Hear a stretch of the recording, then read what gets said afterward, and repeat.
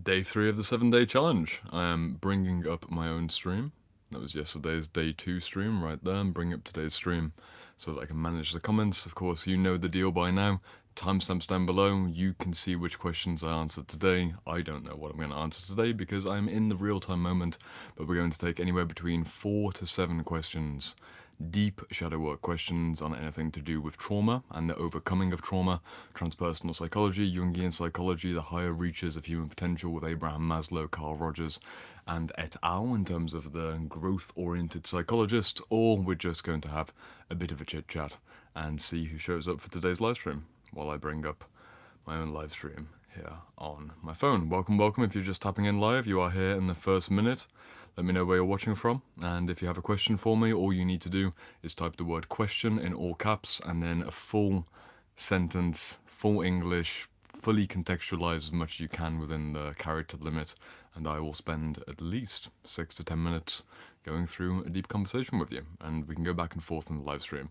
I see hello from Austria, Vienna. Hello. Hello from Austria.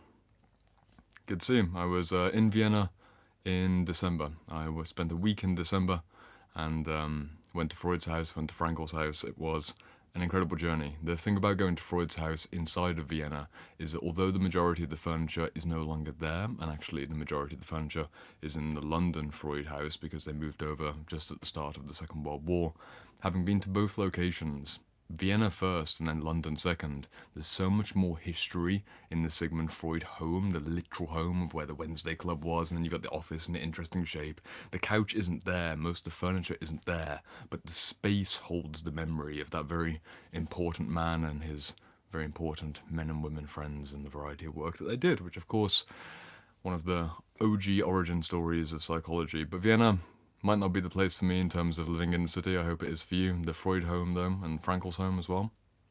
Particularly special. Long-time viewers of the channel will remember the Christmas market live stream. I did a walk and talk through the Vienna Christmas market in front of the town hall, which was my first time ever doing such a busy public live stream experience, and it was somewhat novel, but we got through it. Where am I? I am in the south of England, outside of London. I see Martin is in Michigan. Good to see you, Martin. Martin, did you have a question from yesterday? Have you come back? I believe that you were the last person to ask a question from yesterday, potentially. And if you are here right on time, we get to follow through on the continuity of you being the first person today. Let me know. Put the question in the chat. My stream has come up, so I'm going to be able to monitor the chat from here now.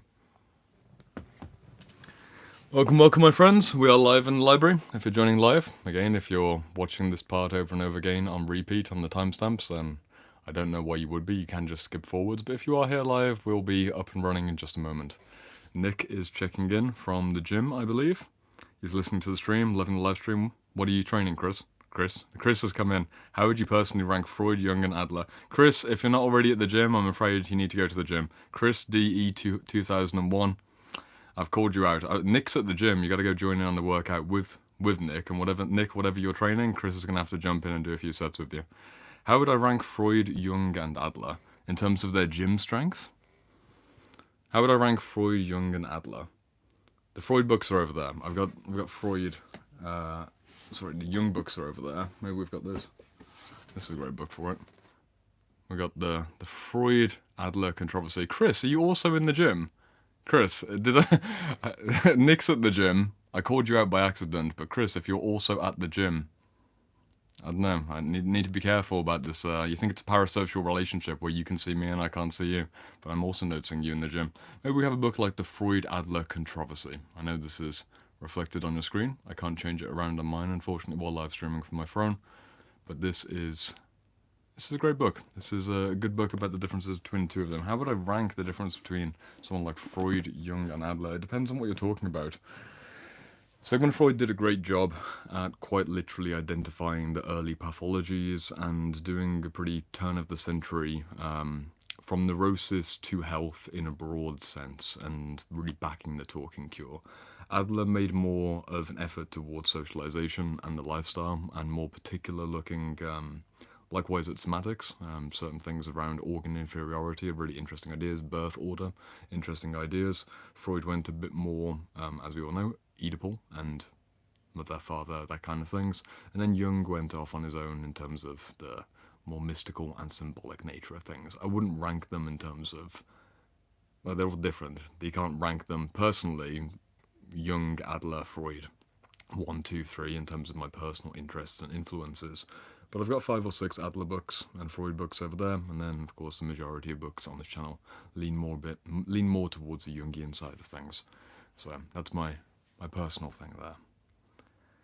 Let me know as well if you've got a question I can go into, otherwise I'm just chit-chatting in the library. I'd love to dive into a personal question. We're going to do about an hour on this live stream today.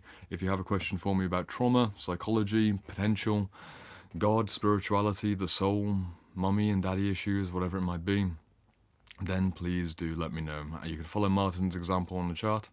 Ugh. I'm not, I need some coffee. I need some coffee, I tell you what. You shouldn't have coffee this late, but I'll do it for the live stream. This is why I don't go online on a Tuesday. I haven't been talking today. I've been quiet, reflective. I've spent a few hours writing a caption for either this weekend or next weekend. I haven't been in client session mode and conversation mode, and you can tell that I'm not fully warmed up in live stream until I dive into a question. But a question did come through. Question from Martin Mohammed. I feel I've been trained to follow directives like a worker, but as I'm trying to transition to doing creative things for myself, I freeze. I have ambitions, but I feel a cap on me. Martin, many of us can relate to that. If you spent a life being good at following orders and being good at being an employee, and then you have to go into basically employing yourself, it can be a challenge. If you've got more context you'd like me to talk about in particular, we can go there. Otherwise, I do sympathize with you. There's not much I could say in great detail about that. I mean, it's a normal thing. If you've spent your life taking orders and you're not a self-starter, it's predictable that you'd be in this situation. Is there any way I can help though, Martin? That's not necessarily a question. Here we go. You're continuing in the chat. My mom is 90, and the more time I spend with her, she tends to question or shower doubt on whatever I'm doing. Okay? Okay? Keep going, Martin. We're going to have to give some tough love advice about how much you should listen to your 90-year-old mother in regards to being your own man, who is probably in your midlife. And I've tended to pick wives that act the same way. Okay. Martin's really teasing us in this live stream chat. He's bringing it out sentence by sentence. We've got the cliffhanger. It's like one of those old school 1920s newspaper stories where you'd read just a few sentences every single day, and then you have to make sure you buy the next copy so you can see what's going up. Luke, good to see you in the chat. And Shadow Sister Healing as well. Good to see you in chat. And Sasha, good to see you too. Welcome back. Martin's currently unpacking a question for us. Class says, hi, such a gift day 3 of live streaming with great topics and realizations. I apologize for my English currently. Hopefully we warm into it. I need questions. You got to, if you feed me good questions that turn me on, not in that sense, but like turn on my brain and turn on my capacity to make connections and start forming sentences together, I will be able to be like, shake a library and an answer will fall out. I need some good questions to be able to go into it. Emma says, I learned to not share much with my parents or anyone without much vision. Emma, agreed. Martin, if you're still asking the question, slowed down a bit there, and I'm not sure if there was a question in particular coming from this. Currently, you've described a situation where you were an employee, or you were someone who was taking orders throughout your life, and now you're at a stage where you've got a 90-year-old mother who is critical of you and doubts your ability to do things, and you also had wives who likewise did the same. It's a tough place to be. I can commiserate with you, but really there's only one no bullshit answer that I can give you, which is, it doesn't matter. It doesn't matter. If we're having a conversation here we go. Okay, you're coming in.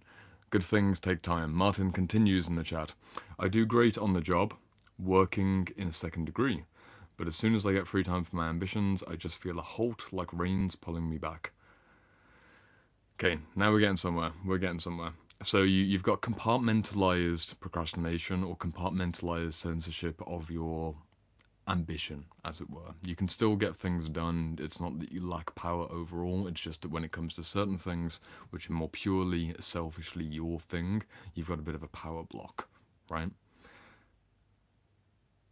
Yeah, I think that's the situation.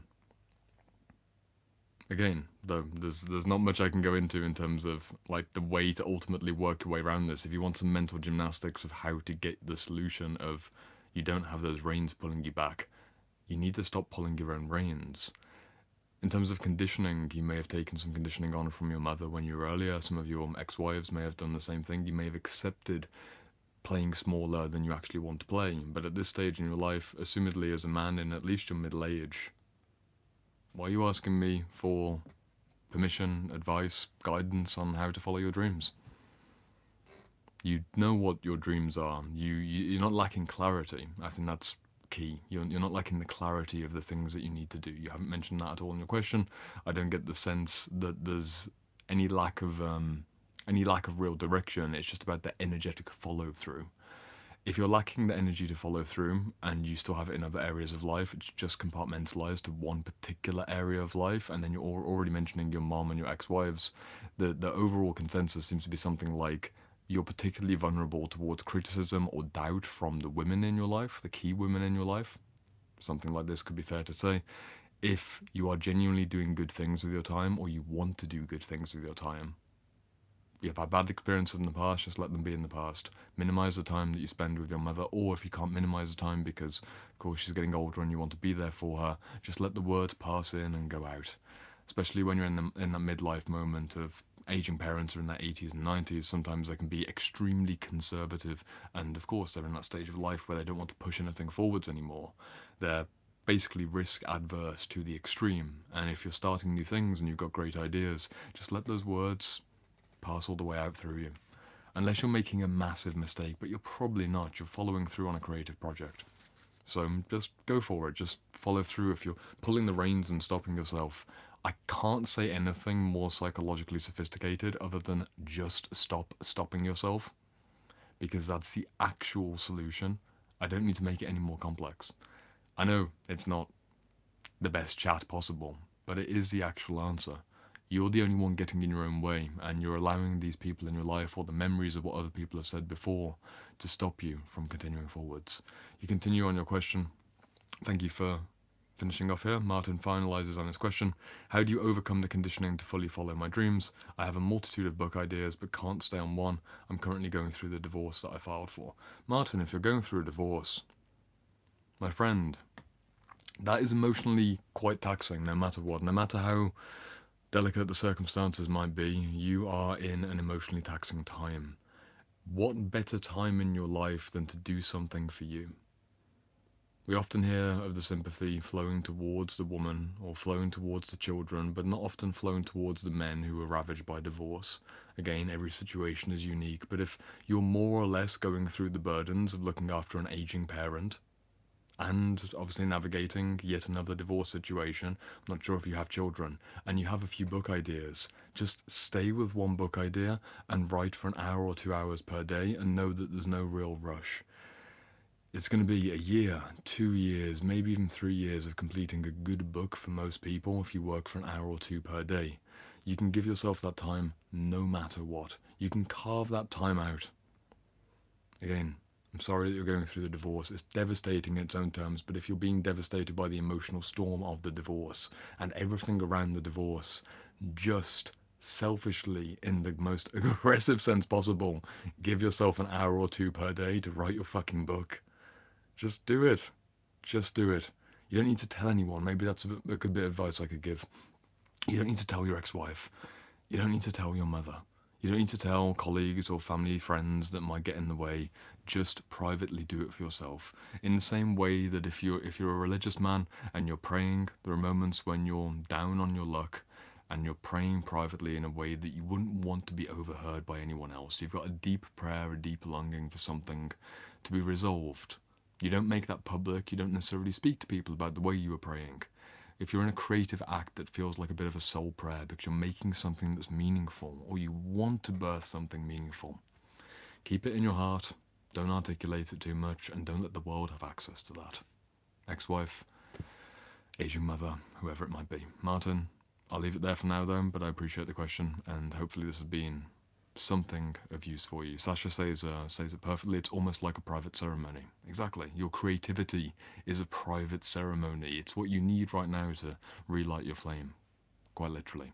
Martin says in the chat, thank you, Jordan. I have ups and downs, but I actually feel freer than I have in years. Thank you so much. Cheers to Martin. Let's get cheers to Martin in the chat. Actually, let's get Martin, write your book in the chat.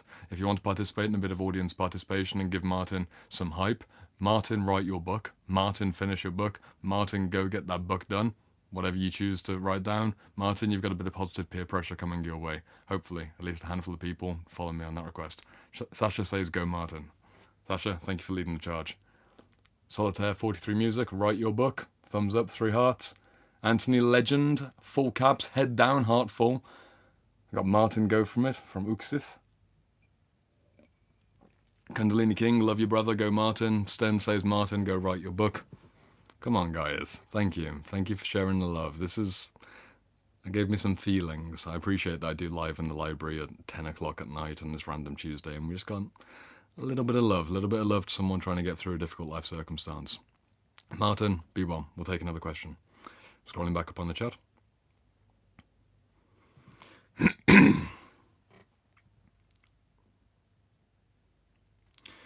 Denisha, you said, how do I evolve past manifesting the shadow masculine in men? What in me do I need to surrender?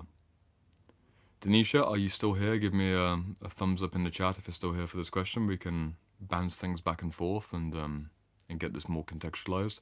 You say, how do I evolve past manifesting the shadow masculine in men? What in me do I need to surrender? Yep, you're here still. Okay, so you're saying a few things here that we need to technically unpack. You said the shadow masculine in men. I'm going to assume that when you're saying the shadow masculine in men, you mean the more negatively tilted, more heavy, dark, angry, bad side of the shadow masculine, rather than the golden shadow masculine of men, such as service and justice and honor and integrity. It's the shadow side towards the more negative traits. So in which case you keep manifesting, you keep materializing, you keep getting into relationships or would-be relationships with, let's call it, unsavory male characters who've got the more negatively tilted set of masculine traits. That's what you mean, right? You're going in that direction. That's more of a technical classification, but the shadow, of course, isn't merely just the negative side. We can have the golden side, and inside the shadow work library, we would usually indicate, more of one way or another in terms of technical sense. Okay, you say yes, exactly. So we've calibrated that you are entering into relationships where more bad men are coming in, simply said. But then you say quite specifically, what in me do I need to surrender? Why do you say that? Why do you need to surrender something? If you're attracting bad men, why do you go towards the solution being surrendering something? Because in this case, you've got a problem of receiving or being tuned to reception of a certain caliber of men, which is below the quality that you want. You say you need to surrender something, which is a very divinely inspired word, but also it's still a letting go and a receptivity. I wonder why you choose the word surrender. Because there could be something that's off with the frame of the question. The solution, to be more precise in my language, your solution to attracting bad men currently, in terms of the way you frame the question, is to surrender something. If you give me a bit of context in the chat of why you say surrender, I can probably give you some pinpointed advice or guidance about what could be the right step. Because generally speaking, when people are getting into would-be bad relationships, they actually need boundaries.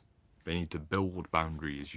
You're bringing the wrong people in, so you need to establish pretty clear boundaries or energetic force fields that keep people out. You say, I'm wondering if I'm mirroring something negative. Okay, so you've already at the stage. This is good. You're already at the stage of taking psychological ownership for you being one half of a romantic relationship. And you're basically saying that you know that if you're attracting a certain quality of men, you must be a certain quality of woman that is magnetizing in a compatible sense, right? So you're talking about what do you need to surrender, being how do I surrender a certain way of being a woman so that then I don't become that kind of woman out in the world. I haven't got that energetic impression that I give towards possible men, and then certain men who are no longer longer the right fit because you've released the wrong traits, no longer come in. Okay, Denisha. Big question. I suppose, practically speaking, for you and anyone else who's watching who finds himself getting into the wrong type of relationship over and over again, you are the only one who allowed that relationship to happen in the first place. You've probably already come to this conclusion. You've already accepted the fact that you're the one that allows for them to start talking to you, the one that allows for the conversations, allows for the dates, allows for the situations where you're spending your time, spending your energy. If it's a case that you identify early on that this isn't the right fit, but there's something around a low self-esteem issue and there's something around a boredom issue. That's often the big thing for people. They're just bored and they want entertainment. They use dating as a form of entertainment. That could be what you need to focus on. If it's a case of you having some genuinely more shadow feminine traits, in this case I'm using that term to mean more low-grade feminine qualities, that could include something like seeking gossip and drama. I'm not saying that this is every single woman. I'm trying to work with Anisha in particular about why she's attracting these more negatively tilted men. If you're into the idea of like gossip and drama as a woman, and you might say, no, I'm not into that, but if you're into the idea of an exciting things to talk about with your friends and family kind of man, and you like having things to talk about, and there's a part of you that likes complaining, there's a part of you that likes the pain of being in a difficult relationship, that could be something worth surrendering. Alternatively, you might be in a situation where you actually don't have the full energetic yes, you don't have the full commitment entering into a proper partnership just yet. You may have been out of a relationship of 10 years, you may have been out of a marriage recently, I don't know. It could be the case that you're only 6 months single and actually you've been attracting a variety of men who would be great short-term flings but not proper deep partnership boyfriend or husband material, because you've got a shadow part of you that basically is pinging out and signaling that I'm not the kind of woman that you would date for a serious, loving, committed relationship, because you're not actually ready for that. You're not giving off that energy. It could be a wide variety of things. Again, there are thousands of channels on the internet trying to diagnose why one type of person wouldn't get into the right type of relationship with another person, and all of the shadow dynamics between. You specifically asked for what you might need to surrender, and if you're giving out a negative impression that they're matching into, I do a 360 assessment basically of your negative shadow traits. That's a practical thing that I can do. A few examples that I gave just there, but if anyone who's watching this, either live or on the replay, wants to understand why you're not bringing in the right kinds of romantic opportunities, friendship opportunities, or work opportunities, be honest and get yourself a nice piece of paper. In this case, it's The Doctor and the Soul by Viktor Frankl. Imagine The Doctor and the Soul with your notepad. Just put at the top, my negative shadow traits, and then just immediately list them down. It's extremely simple and extremely quick. You just have to be honest with yourself. Could be the case of like, I enjoy drama. I'm not very good at commitment. I'm actually really busy with work. Therefore, you haven't got the time and energy to go into romantic relationships. I'm more interested in my selfish concerns. I'm more interested in my friends. I'm more interested in whatever it might be. I'm going through a spiritual crisis and I haven't actually got the availability for romance and love. I haven't got that much money, therefore I'm not available to go on more higher investment dates and build a proper relationship with someone, because I just want to try and avoid spending any money at all. And of course, usually often in the early dating stages, you do need to then have experiences where you can give each other gifts, give each other experiences. You don't need to go out for fancy dinner dates, but if you're like in a shadow psychology of, I never want to spend any money on men because I was burned in the past by a shitty boyfriend or something, I'm just making things up. It could be the case that something like this is there, and then imagine you want to have a successful man who's got a good career, he's in his 30s or his 40s, and he's going to require you to want to go on holiday and go on trips, and that's a good, beautiful thing, but you've got a secret part of you inside that would never want to spend money on a man, contribute your fair half, and then you want to be taken care of, whatever it might be, right? This is just a variety of things I'm making up from my head. I could, again, if people think I'm being sexist or something because I'm giving all these stereotypical examples of a woman, I could give stereotypical examples of a man on the other side. So, just playing with Denisha's question. Denisha, I hope that helped, and also I've been enjoying seeing the chat coming in. A few Shadow Work Library students in here as well, so welcome to my students, and I hope you're having a wonderful Tuesday on this rare online Jordan Tuesday moment. It's me breaking the habit of being myself, but I'm very much looking forward to the Sunday seminars already. It's kind of like doing a non-stop seminar when you live stream every single day. Sasha says, also while writing Shadow Inventory, maybe write in third person. Interesting frame.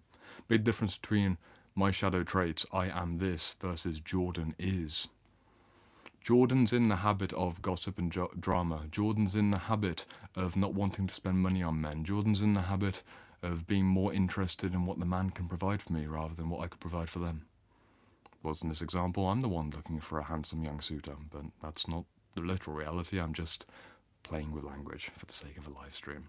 I'm not in the dating market for a handsome young man, just so that people know that I'm not going for that. Denisha, hope you're well. See Martin in the chat. Martin, you've given me $9.99. I appreciate you, Martin. Maybe I should change my mind. Maybe actually I should take that $9.99 and find a nice young gentleman and take him on a coffee date. And again, coffee has gone up in price. Maybe I need $20 for that. Jordan, thank you for sharing your time and insights with us today. Love your library. Martin, it was a pleasure to answer your question, and I appreciate the super chat. I'm either going to go spend it on, as I said, a nice young man at the coffee shop, or maybe more accurately, I'll take the $10 and put it towards the next book. I appreciate you. Let's find another question. Again, if you've got a question, all I need is question and then full English sentence, full structured. I can make sense of the situation, as you saw with some of these questions. If you bring lots of context in a single question, I can more immediately go into it, and there's a quicker pacing, so it's a better live stream experience for everyone if you really make sure that it's pinpoint and precise and you feel like you've left a few bridges for me to go off. That's the best questions for me to answer. We've got about another 35 minutes on the live until we call it there.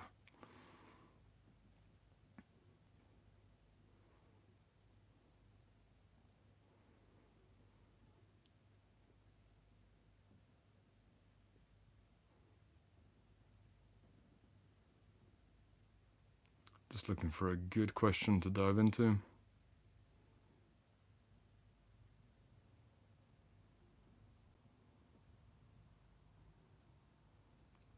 It's a good question from Jan.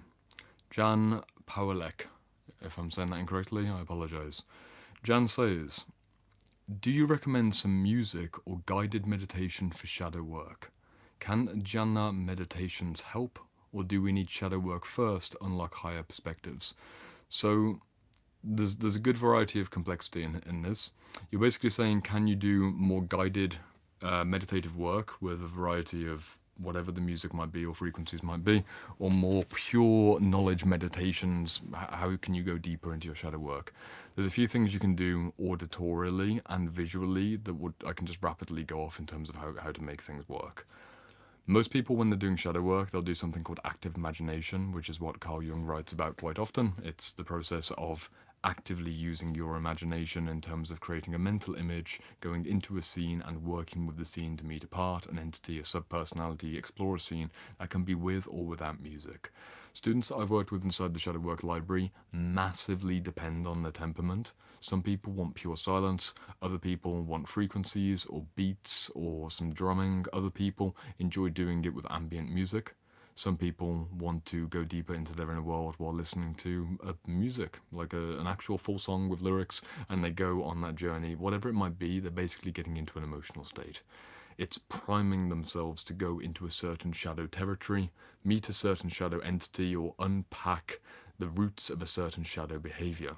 Shadow entities live in shadow territories, shadow entities have shadow behaviors, they all work together. There's 3 different ways to go in. For me, for example, I might put on, as I put on earlier, and just earlier today, I was listening to a shamanic drumming track while doing a bit of hands-on healing of like, I'm going to just have my hand on my heart and just flood myself with light, like just flood myself with light. That was today's meditation, very simple. I'm going to flood myself with light. And the drumming allows for the deepening. So I have my hand on my chest, boom, boom, boom, boom, boom, boom, boom. That's not necessarily shadow work. That's more traditional meditation leaning towards shamanistic practice. An active imagination would be something like, I'm going to go and find the part that's responsible for me not feeling so light, or I'm going to go and find the part that's inside of me that has more light to give, more light to shine. I'm going to go find a golden shadow part of some form or another.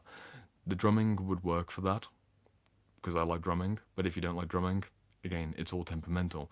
Hopefully you get a feeling for what I'm saying there. It really doesn't matter which tracks you're using. Some people will respond extremely well towards things which are labeled as insert outcome. Other people will have no effect.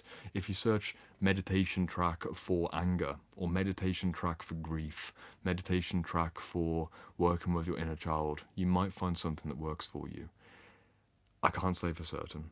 There's no secret track, there's no secret frequency, there's no particular way of using your audio and visual senses to get pretty deep in your shadow work. It's the same basic function of setting an intention, using your imagination, and then going for a certain type of experience. Hopefully that helps. It demystifies the whole process of shadow work being something which is particularly elevated, or you have to be especially focused to do it. It is literally daydreaming, just daydreaming on a theme, and then going deep into your inner world. Step by step, music can help, music can sometimes take away.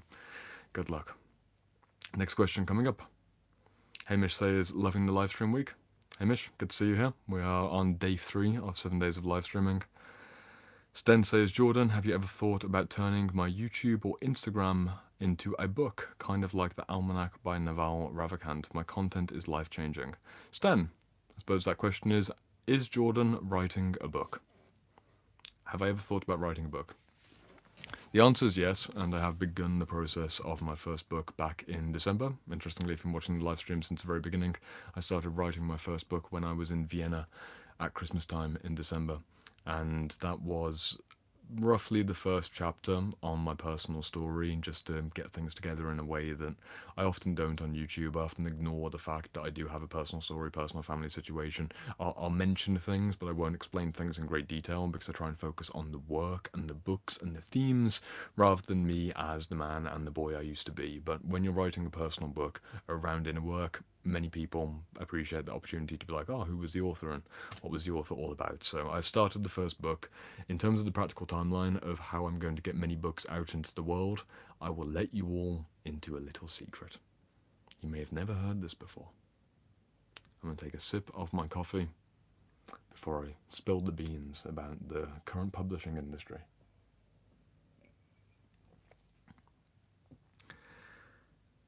It's no surprise that I like books. It's no surprise that I not only enjoy writing and creating posts, but also the idea of writing and creating a formal book of 150 to 250 pages is also very exciting for me. The unfortunate reality is that my personal excitement isn't practically viable at this stage in my life for having a business model that actually sustains me. It is exceptionally difficult to make enough money to just be able to live at minimum wage, writing the kinds of books that I'd want to write. I would basically have to make a sacrifice of not writing the transpersonal psychology, integral psychology, Jungian psychology, somatic bioenergetics book that I want, and making it more of an accessible airport version of itself. And I just can't do that. Bestsellers in the world right now, a bestseller in the UK, even in Waterstones or any of the great airports, only sells a certain number of thousands of copies. And the royalties that you get on books really don't pay that much. It is exceptionally difficult to be a teacher / coach and an author and make primary money from the book that you put out there, which isn't a problem, but it does mean that you have to approach things a bit differently. What I decided years ago, almost 6 years ago now, before starting coaching full-time, is if I can build my coaching practice and then YouTube 3.5 years ago to the point where I have enough savings for multiple years in a row and enough to be able to live off from a sustainable income based on products and services and one-to-one work, I then have the freedom, the fuck you money in particular, to be able to not work for money for years if I want to be able to write a book that bleeds money. It bleeds money in the sense of self-publishing, publishing costs and not making the money. It bleeds money in the sense of opportunity cost if I won't be able to make the money if I go fully into that process. I'm very much an intensive type of person. The reason the book was written in Vienna is I had a week where I was just writing the book and then I barely have touched that since then because I came back for the Shadow Work Library launch in January, and I've been looking after my 125 students right now. It is very difficult, if not impossible, to be able to build something substantial in one creative lane and build something else substantial in another creative lane, even if it's similar topics. So right now I'm fully focusing on building the School of Self-Integration, which is my 104 book curriculum that by the time it's finished will have taken me 7 years to put together, and that will be an active master's level teaching style experience. It is my creme de la creme. It's an active video coaching community, and that's what I'm going to do. On the back of that, I then might be able to have the money and the time to then go deeper into writing the books. And I know you said at the very beginning, why don't I just take the YouTube posts I put together and put them into the book? It's because that will be a pretty shit book. If I'm going to speak plainly, what is the point of my core audience? Really, like my core audience, let's say there's 1,000, 2,000, 3,000 people who've been reading the Sunday posts, them getting a book that's basically the same Sunday posts all stapled together and sold for a tenner. I'd rather make free YouTube videos for you. I'd rather just keep making free posts. It's not inspiring enough for me to feel like, yes, I've now begun the authorship chapter. It would feel like I'm just, as I said, stapling a product together. So I'm in no rush. It does mean that I need to go slower. I know that over the course of my lifetime, God willing, I will write half a dozen to maybe a dozen books, but my writing years will most likely be heavily consolidated in my mid-40s to 50s and 60s and beyond. It's not going to be something that is like a 30s focus, because in this current reality, you have to be able to financially provide for yourself, not by book writing. Otherwise, you basically spend all of your life promoting the book, which isn't necessarily the most interesting way of living. So no time soon, but it will happen. It will happen. In the meantime, I'm treating YouTube videos and my self-integration school curriculum like a digital book, like a video book, and I will scratch my own itch of wanting to write more. By today, for example, I spent about 2 hours writing a caption, and I will just put that out for free on a consistent basis. That's the reconciliation. It is almost impossible to be able to make a living as a niche self-healing, self-development, psychology teacher. Almost impossible in terms of books alone. If not impossible, unless you go for the really mainstream approach of the kinds of books that also I don't really read. So you get it. You get the kinds of books, right? Like, I'm not going to write one of those books, but that's the kind of book that I'd have to write if I were to make it off the books alone. Yeah, just a problem with the is what it is. No one owes me a living from writing a book. It's a niche book. I basically have a plan. This is, I'm going to give you the full thing. I'd love to be in a position a few years from now where I can self-publish a book for £6 or £7 and just give thousands of copies away for free and write it off as a business marketing expense. Because a number of people who receive that book, they'll become clients or self-integration school students, which is thousands of pounds on the return. So I can structure it in the business-oriented way, which is the book is quite literally the book that I want to write, but in terms of the back end, what it is, it's a marketing expense because I'm giving it out to promote the other services in business, because on the final page there's going to be a want more from Jordan Thornton, and then it's just going to be a list of my websites and things like that, but it's still the book that I want to give. So that's basically what I'm going towards, but then again, you have to imagine I'm in a point where I've got potentially tens of thousands of pounds in business reserves to then be able to do that. So that's the idea of what it's like to write a book these days. I see in the chat, you have the vision, Jordan, stay authentic. The book will come at the most perfect time, thank you. Shadow Sister Healing says, very ambitious, it's a great plan, and indeed it takes time to make good stuff. I feel the same about my tarot deck. I got handmade prototype ready, but I will take my time to produce one. And Rose says, Daniel Priestley has done the same. His book oversubscribed. It's definitely doable. Yep, Daniel Priestley is no secrets from me. His model is the model that I'm inspired by because it literally works. It's not just him, but he's a very popular person who's speaking about that model. It works because it's seeing a book as a business asset rather than just an educational asset, or actually what most authors think of is they think of it as their personal creative project, which is meant for self-fulfillment purposes. And it is, but also you gotta play the game, Let's get a few more questions in. Hamish, you're here with a question. Fantastic. Hamish, Shadow Work Library student, you're going to get prioritized. Someone called me out today for overcomplicating my healing. That doesn't sound like you, Hamish. Doesn't sound like anyone in the Shadow Work Library. We don't overcomplicate our healing. We just take it simple, simple answers only. All jokes aside, you said, I was explaining my approach, mind, body, spirit, community, environment, and they said, just rip the scabs off and feel it all. They're right that I love complexity, and they're also right that we need the raw emotional work, which I've done. But it got me thinking, when does having a framework become avoidance? My brain naturally wants patterns and connections, but I'm wondering if I use that to stay in my head. How do you tell the difference between working with your mind versus dodging truths? Hamish, fantastic question. I'm going to use my cliche phrase of it depends which wounds we're talking about. It depends which aspect of healing is being avoided and which frameworks are being built. If you're in the stage, and again, I know you a bit, so I can kind of get a feeling of what's happening in your life, but I'll keep things anonymized in general for a YouTube live stream. If anyone's in a position where you're preparing the ground for a healing journey, and that means that you're reading books, you're setting a framework, you're looking at analytical ways to solve problems, you're comparing the kinds of tools, you're comparing the kinds of therapies, you're in that analytic pre-processing stage, that could be a mistake. You could be delaying the inevitable of just rip off the scab and go into it, or you could be making the best possible choice to not use the wrong tool for the job. If you've gone through something particularly painful, and you spend a few more months looking at what's out there in terms of the types of modalities and what could or couldn't work for you, it's not a problem. If you're 5 years deep and you haven't pulled off the scab and you haven't actually looked into real-time emotional work because you're still lining up your tools and waiting for the perfect moment, obviously it's an issue at that point. There's a dichotomy at play.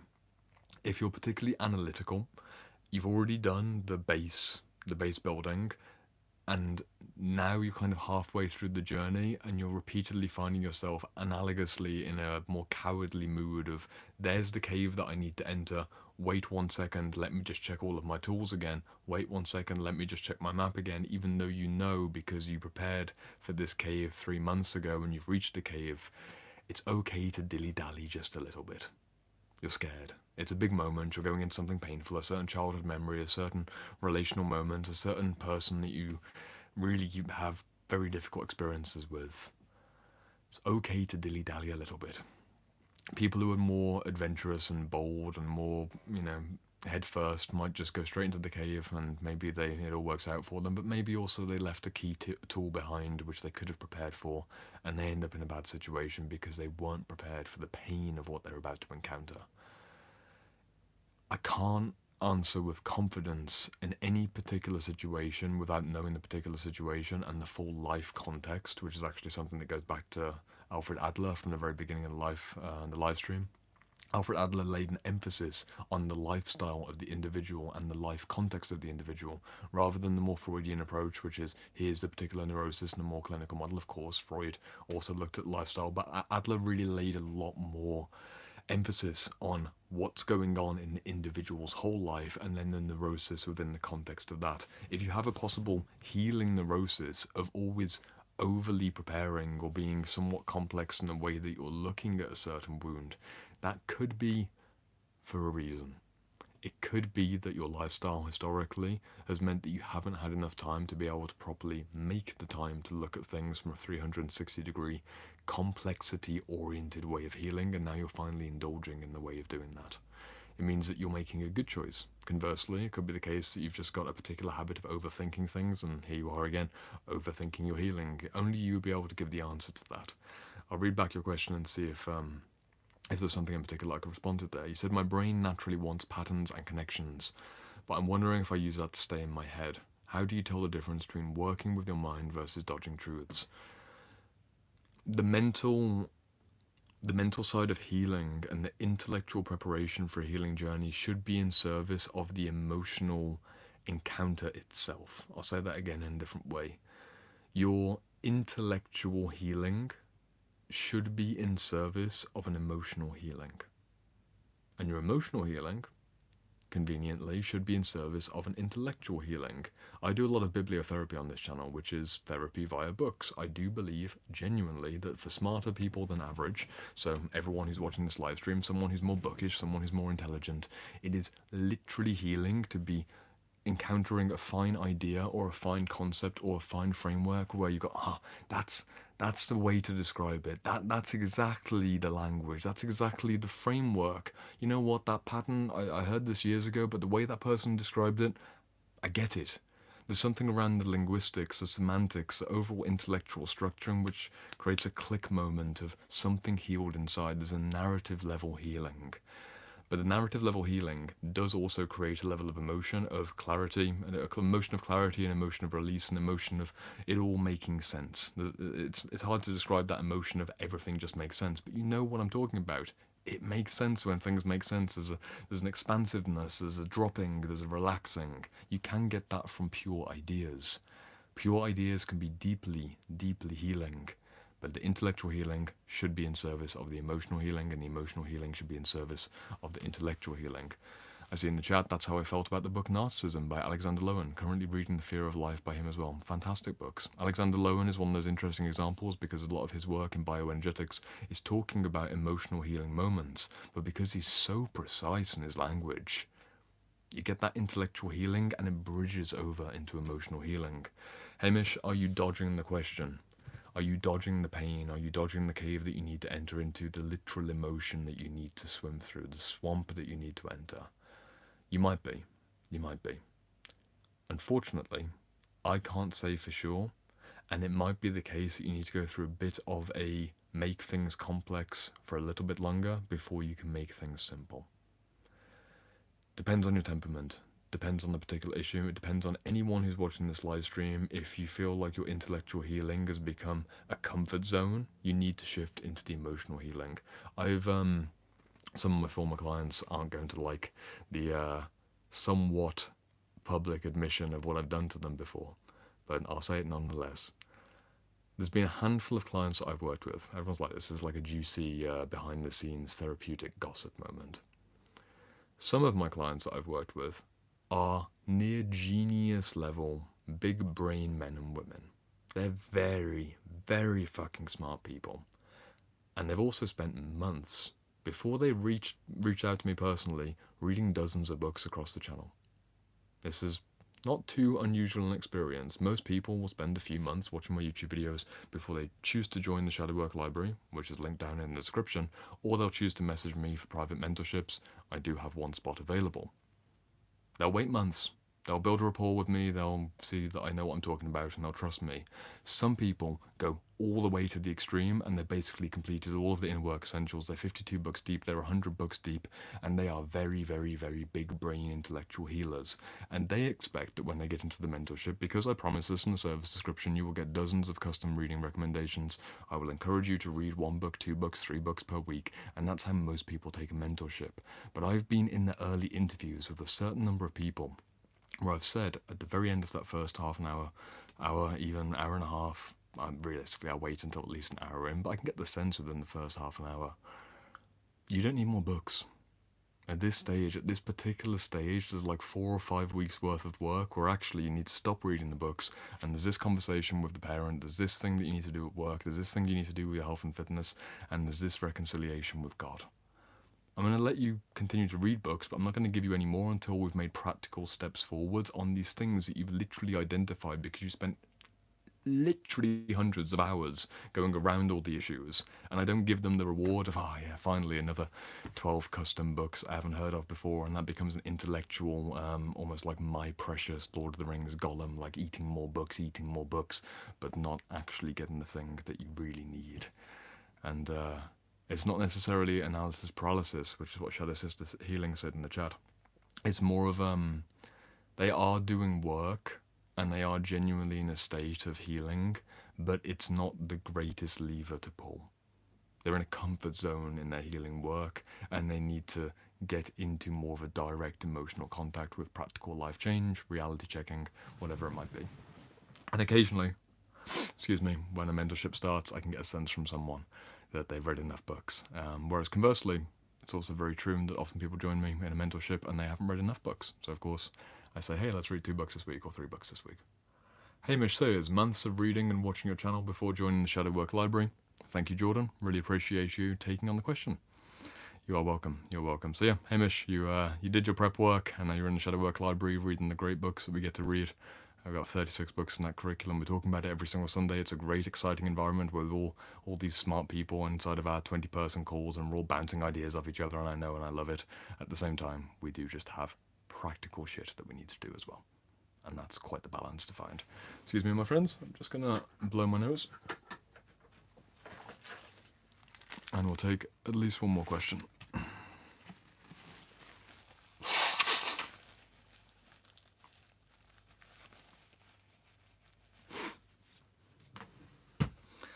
Let's see what we've got. I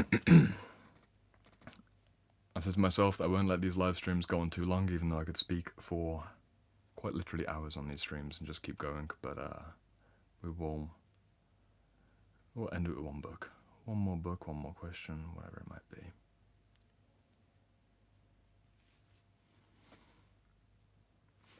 Defunct says, one question would be, how do we know that all the material we have is enough to shift self-actualization? Psych is only 100 years, and from the European male perspective, that's a fucking dumb question. I respect and love you as an individual, but if you have overlaid that what I'm doing here is from a European male perspective, and you've just reduced 120 years of spiritual psychology from all the way down somatics to all the way up spirituality into just a male perspective, you really need to check your shadow projection. There are incredible female authors and female thinkers here. There are incredible non-Western sources. So much of transpersonal psychology is calling upon Eastern philosophies. My friend, that is a blatant projection. You must, because I'm a man, I'm a young man who looks like I'm in a library setting, and you've laid over that projection of this is just a, European male way of thinking. That is ridiculous. You might not be familiar with my channel, in which case I'm not going hard on you, but this is really, really not the case. Men and women are both incredible teachers, Eastern and Western incredible psychology. If you're inside the Shadow Work Library, you know that I'm recommending female authors constantly. So thanks, that answers my question. Yeah, thank you for taking it well. Again, I mean no disrespect to you. I understand what you mean. If I was recommending like just Nietzsche and Carl Jung and just people who were writing at the turn of the 20th century, that would make sense. But my approach towards shadow work, if you looked at my 104 book curriculum for my School of Self-Integration, it's West and East, and it's also men and women. I mean, if you look at anything to do with somatics, for example, dance therapy and movement therapies, that's often women leading that. If you look at the non-violent communication movement or the compassionate inquiries, or you look at a variety of therapies that are focused on relationships and, of course, a wide variety of sexuality work, women are leaders in this space. So, again, just you said, I'm not talking about you, I'm talking about the psychologists that make up the bulk of material out there. In which case, if you're just looking at those sources, then balance it out with other sources. I lean a lot into transpersonal psychology, which isn't mainstream psychology. It is the 1960s, 1970s where psychology could have evolved into, and there's great Eastern and also female voices within that. So doesn't mean that any particular one is valuable. You need to be holistic. See if we can take one more question. Look at the chat if you've enjoyed the live stream in real time, as I've been scratching my nose non-stop.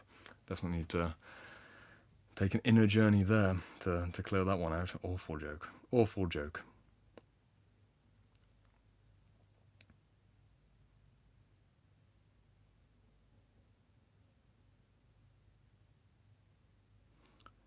Good point, you said. I haven't went through it all, though I would say calling somebody's question dumb is not entirely a good example of nonviolent communication. I'm not a great teacher of nonviolent communication. I'm more assertively leaning, I will call it as it is, because it's my channel. I wouldn't say that I'm a nonviolent communication coach. But it is a dumb question. It is a dumb question. So I will say that it's a dumb question, and if you're offended by that, that means you identified as the question rather than you as a sovereign being. And I don't think you're a dumb person, but that frame of mind, obviously you can imagine that I deal with certain people who layer on a variety of very strong projections about what I do and don't represent, and when someone's coming into my live stream, sometimes I may get a misunderstanding myself, but I will also call a spade if there's a blatantly underdeveloped perspective. And Lucy's calling out Emma in particular. Thank you, Lucy. Let's see what Emma was saying. Why is it that two people can go through very similar trauma but have had drastically different outcomes? Some people my age who have had hard lives are entrepreneurs, while I am barely a functioning adult. Emma, it is character. You could debate about this for a very long time, but it really is character. I went through my own personal family story of alienation, not properly bonding with my parents, a variety of difficult dynamics in the family home, and because I happened to be a certain little boy with a certain type of temperament, I became forwards-movingly defiant, rather than frozen, collapsed, victimized, and destroyed. Same exact circumstances. We see this again and again between brothers and sisters, people who are raised in similar cultures, similar neighborhoods. It really is just one of those things about temperament. There's a wide variety of angles on this theme of someone's resilience levels. Stress tolerance plays part of it. There's also something to do with the inherent self-worth of the individual. But it does depend on the temperament. I could go into it, but it's no more complex than that, genuinely. It's the temperament of the child. It really is. Some children are extremely strong and defiant and resilient.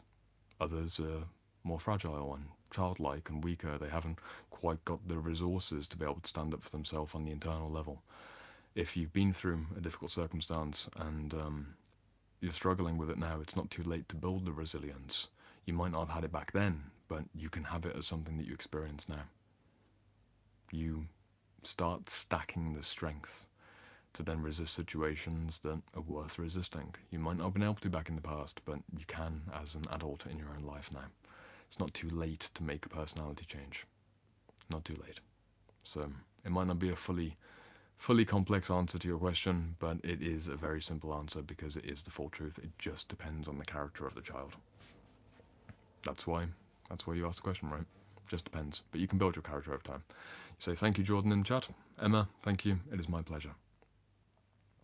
There is a significant part of me, my friends, that wants to go for at least another half an hour, 40 minutes, but it's currently 20 to 11 in the evening, and I will be back on the live stream tomorrow for the 7-day live stream shadow work challenge. If you've enjoyed what we've done here today, and you've enjoyed pinging comments back and forth from me, even as I've been somewhat slower to come in with my voice, and see, this is me on Tuesday. It's just fun in itself. It's fun in itself that on Monday yesterday, if you joined in the live stream yesterday, I was on it because I'm in the kind of positive, energetic hangover of my teacher persona from Sunday, from hosting the seminars, from speaking to my clients.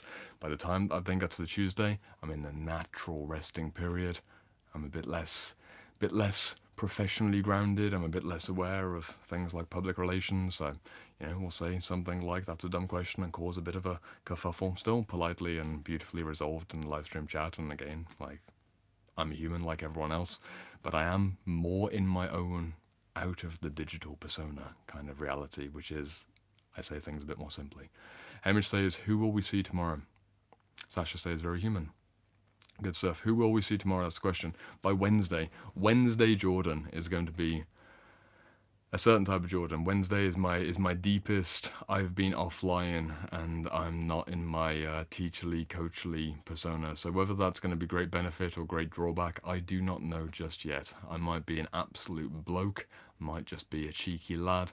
I might be hitting a wind of sudden, divinely inspired teaching and revelation. Who knows? You'll have to join tomorrow on the live stream. Maybe outside. Sasha says outside. It could be outside. I'm thinking of doing another walk and talk sometime soon. It's either tomorrow, day after, sometime this week. I'll do a inner work in the woods live stream, just like the good old days. We'll see. We'll see how the weather is. Nonetheless, we've got the 1 hour limit, my friends. If you want to have your questions answered tomorrow, please come back in. If you've enjoyed being here, give me an emoji of choice in the chat. If you've been lurking all throughout, then another emoji in the chat. Just Just let me know you were here. I appreciate you being here. I recognize names. When I see names in the chat, I'll then recognize your name in my subconscious memory and get to see you tomorrow, and appreciate that you have continuity over time and you choose to spend your evenings with me rather than all the places that you could spend. This is wonderful. I see many beautiful friends, many familiar names in that chat. Wherever you are in the world, whatever you choose to do tonight, whichever books you choose to read, may they be meaningful. And I will continue to break the habit of being myself and see what happens when I come back online for day 3 of the 7 days in a row live stream challenge. Maybe I'll see you there. But we're approaching the 1 hour mark, and I want this to be under the 1 hour mark, so I'm going to end it right now so that the timestamps don't get too long. Goodbye, my friend. I'll see you tomorrow.